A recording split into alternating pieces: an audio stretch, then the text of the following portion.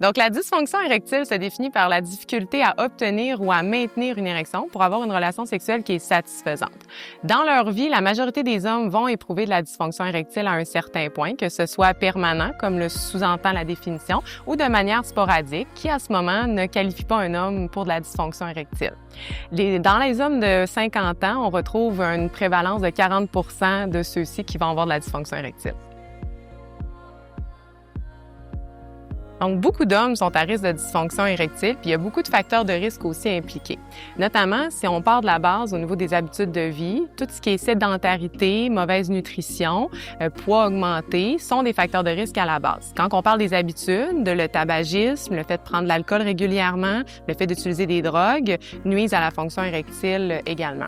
Si on regarde plus les problèmes de santé, on peut voir tout ce qui est hypertension, donc la hausse de la pression artérielle, le cholestérol qui est élevé, ou encore, bien sûr, le diabète. Si on parle des maladies cardiaques ou les maladies cardiovasculaires, comme ils sont bien identifiés en général, on parle d'ACV, d'infarctus, qui, eux, sont des maladies très associées à la dysfonction érectile. Et la dysfonction érectile peut même précéder de 5 à 10 ans un événement cardiovasculaire.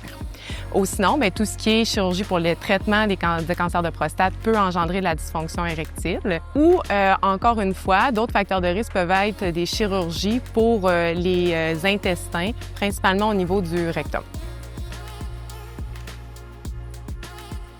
Donc, lorsque vous nous consultez pour des symptômes de dysfonction érectile, on va commencer par faire un questionnaire complet, incluant un questionnaire sexuel et un examen physique qui est ciblé. Par la suite, on peut vous faire des tests supplémentaires qui peuvent inclure des prises de sang, entre autres, pour dépister les maladies concomitantes. On parle d'une glycémie, par exemple, pour dépister le diabète, ou d'un bilan de cholestérol pour dépister l'hypercholestérolémie. Par la suite, si on pense qu'il y a un déficit en testostérone associé, bien, la testostérone peut également être dosée. Il existe également d'autres investigations pour la dysfonction érectile, entre autres des types d'imagerie comme les échographies du pénis, mais votre médecin va pouvoir vous renseigner davantage si cela s'applique à votre cas. Donc, en termes de traitement pour la dysfonction érectile, on parle de traitements de base jusqu'à des traitements plus élaborés comme les chirurgies. Dans un premier temps, on va vous suggérer probablement de changer vos habitudes de vie s'il y a présence de tabagisme ou si vous consommez de manière importante de l'alcool ou des drogues, perdre du poids si vous êtes en surpoids et bref, avoir des meilleures habitudes de vie. Si ça s'avère ne pas être suffisant, il y a d'autres choses qui peuvent aider. Entre autres, on parle des pompes vacuum péniennes qui peuvent aider à engorger le pénis pour avoir une meilleure rigidité.